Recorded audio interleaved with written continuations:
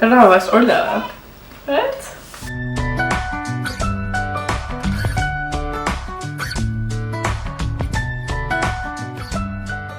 Hej! Hjärtligt välkommen till verklighets.fo. I dag så börjar vi att teckna av koppar.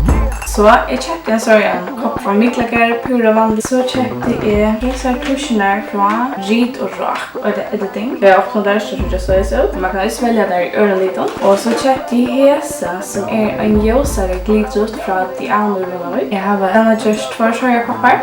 Och så ständer allt möjligt vers och quotes om tröst alla vägar. Känns god?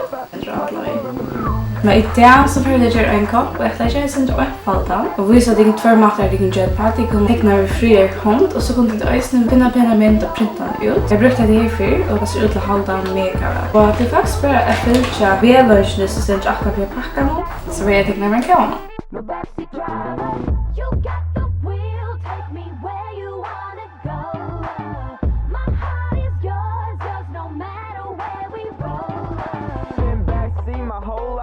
Now I turn 16, so it's time to drive. Det var vast ordentligt.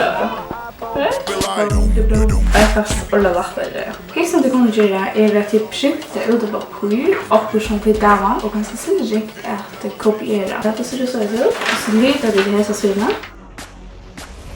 Så det där leder så syna så lägger du det av koppen. Tecknar du det efter vidblöjt någon efter. Och så för det som är akkurat för att bli av koppen.